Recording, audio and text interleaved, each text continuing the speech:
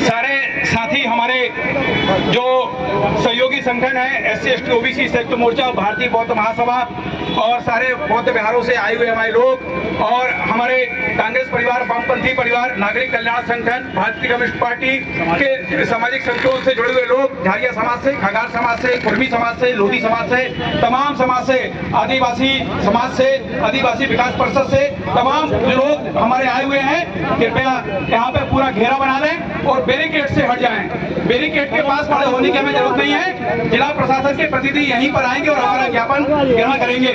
मैं साथियों आपको बताना चाहूंगा कि इस समय इस तरीके का माहौल चल रहा है देश में कि स्वतंत्र आवाजों को पूरी तरीके से खत्म किया जा रहा है। न केवल खत्म किया जा रहा है बल्कि अभिव्यक्ति की आजादी पे प्रतिबंध लगाने का काम किया जा रहा है। हमारे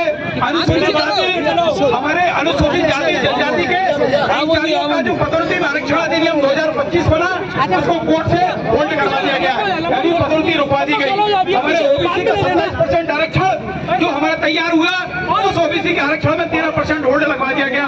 यानी इस मध्य प्रदेश के महाधिवक्ता के द्वारा जानबूझकर ओबीसी के अधिकारों का हनन किया जा रहा है। ये बड़े खेद का विषय है कि जिनकी आबादी 52% है वो आज यहाँ पे 27% आरक्षण से भी महरूम है। संविधान के बारे में किस तरीके की बातें की जा रही है आपसे छुपा हुआ नहीं है। संघ के सरकार दत्तात्रेय होसोले के द्वारा जिस तरीके से संविधान की प्रस्तावना से धर्मनिरपेक्षता और समाजवाद शब्द हटाने की बात की जा रही है, बड़े चिंता का विषय है, बड़े खेद का विषय है। ये संविधान को नहीं बदल पा रहे हैं, तो संविधान की प्रस्तावना के साथ छेड़खानी करने का प्रयास कर रहे हैं। तो ये हमारे तमाम लोकतंत्र में विश्वास करने वाले, सामाजिक न्याय में विश्वास करने वाली ताकतें आज यहाँ पर एकत्रित है, जो विभिन्न सामाजिक संगठनों के लोग, SC ST OBC संगठन के लोग और जो पूरी तरीके से इस देश के गंगा जमुनी तहजीब में विश्वास करने वाले लोग यहाँ पर उपस्थित हैं। मैं चाहता हूँ हमारी मातृशक्ति रुक्मणी घोटिया जी, सुशीला कनौजिया जी, वंदना बहन जी, कृपया सभी लोग यहाँ पर रहें और हम हमारे वॉलंटियर्स व्यवस्था बनाए रखें, अव्यवस्था न हो। हम अपने कुछ गणमान्य अतिथि भी हमारे बीच में आए हुए हैं। हम चाहेंगे कि हम उनके संक्षिप्त उद्बोधन के बाद हम अपना ज्ञापन सौंपेंगे। हमारे बीच में भाई पूर्व नेता प्रतिपक्ष राजेश सोनकर जी उपस्थित हैं। हमारे बीच में जिस जगह हम खड़े हुए हैं उत्तर मध्य विधानसभा के पूर्व विधायक सम्मानीय विनय सक्सेना जी उपस्थित हैं।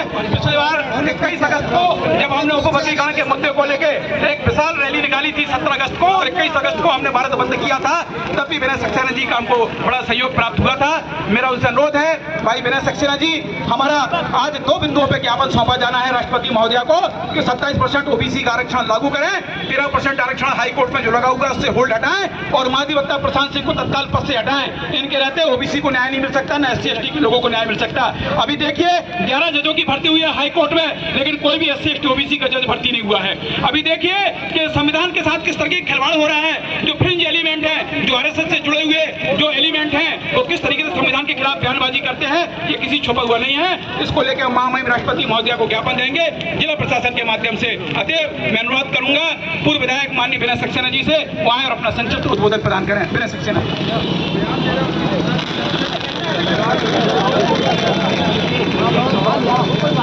हिंदुस्तान हम आपका, हिंदुस्तान हम आपका। ओबीसी और पिछड़ों के साथ अत्याचार करने वालों को अंबेडकर जी जिंदाबाद, बाबा साहब अमर रहे, बाबा साहब अमर रहे। मैं सभी इस रैली में उपस्थित आदरणीय भाइयों और बहनों को जो आज ओबीसी से हैं, अल्पसंख्यक कहते हैं, SC से हैं, ST से हैं और आदिवासियों के भाई परिवारों से, और हम जैसे लोग भी हैं जो पिछड़ों में नहीं हैं लेकिन उसके बाद भी संविधान की इस लड़ाई के और अंबेडकर साहब के अनुयायी हैं, इसलिए आपके साथ खड़े। क्योंकि हमें मालूम है कि देश की आज़ादी में जिन लोगों ने अपना सहयोग किया, देश की आज़ादी में जिन्होंने अपना खून बहाया, वो कौन कौन से लोग थे। और आज जो खून बहाने वाले लोग थे उनके ऊपर अगर वो चंद लोग राज करना चाहते हैं जिनके खानदान में किसी ने अपनी एक उंगली भी नहीं कटवाई। आपको मालूम है ये कौन लोग हैं?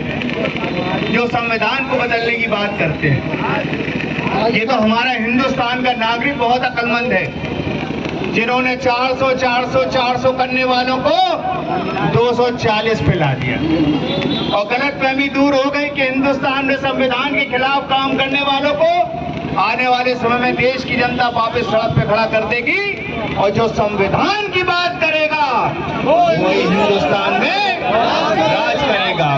और हिंदुस्तान में राज करना हम आपका उद्देश्य नहीं है, लेकिन हिंदुस्तान की सत्ता सरकार हम सबके पास आए जिससे हम उन वंचित लोगों के प्रति न्याय कर सके, उनके साथ कंधे से कंधा मिला के सड़क पे खड़ा हो सके। इसके लिए हम सब लोग आज यहाँ लड़ाई लड़ रहे हैं। मैं सभी भाई बहनों से ये भी कहना चाहता हूँ, ये लड़ाई छोटी नहीं है। ऐसे समय में जब केंद्र में और मध्य प्रदेश में ऐसी सरकारें हैं जो 27% आरक्षण माननीय न्यायालय के होने के पश्चात भी कहीं उसको सुप्रीम कोर्ट में अड़ा देते हैं। और आपको याद होगा एक झूठा आरोप लगा दिया था विवेक तन्खा जी के ऊपर कि उन्होंने जो है आरक्षण रुकवा दिया, जबकि बाद में जब मानहानि का दावा हुआ तो शिवराज सिंह जी मुंह बगल बगल ताकते कर रहे हैं शर्मा जी और पीडी शर्मा जी। मैं ये भी कहना चाहता हूँ कि हमारे बीच में जो साथी हैं, जो यूनियन के हैं, सीपीआई सीपीएम के हैं, पुरलिया जी जैसे संघर्षशील साथी हैं, भाई राजेश सोनकर है, रामदास जी हैं, भाई गुड्डू भाई हैं, देवेश जी हैं, राजेंद्र गुप्ता जी हैं, मैं भाई वंदना है, कनौजिया जी हैं, तेज कुमार हमारे भगत जी हैं जो लगातार संघर्षशील नेता हैं। हमारी ये सभी बहनों को मैं नमस्कार कर लेता हूँ। ये लड़ाई लंबी है और मोहन यादव जी आपको याद है अभी क्या कह रहे हैं विधानसभा में, हमने मना ही कब किया है? अरे मना तो तुम कभी करते नहीं और आरक्षण कभी नहीं। और आप ही के जो वकील हैं, आप ही की जो वकीलों की फौज है जो मध्य प्रदेश की जनता के पैसे से ऐशो आराम में करोड़ों रुपए निकाल रहे। आपको पता है कि हिंदुस्तान में और मध्य प्रदेश के एडवोकेट्स जो सरकार से जुड़े कितने करोड़ रुपए खर्च कर रहे हैं आने जाने से लेकिन चूंकि वो सरकार के अनुयायी है इसलिए उनके ऊपर कोई रोक नहीं। मैं आप सबके साथ हूँ आज भी और कांग्रेस पार्टी भी। माननीय राहुल गांधी जिस तरह से सड़क पर संघर्ष कर रहे हैं, उन्होंने ही कहा था सबसे पहले कि संविधान का खतरे में है और वो लड़ाई आज सड़कों पे आ गई है। अब चाहे मध्य प्रदेश हो, चाहे उत्तर प्रदेश हो, चाहे बिहार हो, सब जगह सड़कों पे लोग हैं और संविधान की रक्षा करने का अगर हमारे स्वतंत्रता संग्राम सेनानियों ने अगर प्रण दिया था तो हमारी भी उस समय के आपको गाने याद होंगे कि है मेरे वतन के लोग जो है याद करो कुर्बानी, लो हम चले अब विदा, संभालो अब आप लोग हिंदुस्तान की आज़ादी और चाबी। मैं आप सबसे निवेदन करना चाहता हूं कि इस लड़ाई को लड़ने के लिए आपके खून में उबाल होना चाहिए, जज्बा होना चाहिए, फिर चाहे जेल जाना पड़े या लाठी खाना पड़े। मैं ये जानता हूं कि प्रशासन में भी बहुत से अधिकारी उस तरफ खड़े होकर इस बात को महसूस करते हैं, लेकिन उनकी अपनी मजबूरियां हैं। लेकिन हिंदुस्तान के नागरिकों की कोई मजबूरी नहीं है। ये नरेंद्र मोदी हो चाहे अमित शाह हो, आपने देख लिया जो सेना के साथ नहीं है, जो देश के साथ नहीं है, जो ट्रंप के कहने पे सरेंडर हो जाते हो, ऐसे नेताओं की अब हिंदुस्तान को जरूरत भी नहीं है। और संविधान बदलने वालों को हम सब लोग मिलकर बदल देंगे। जय हिंद, जय संविधान, जय बाबा साहब। धन्यवाद सक्सेना जी। मैं कॉमरेड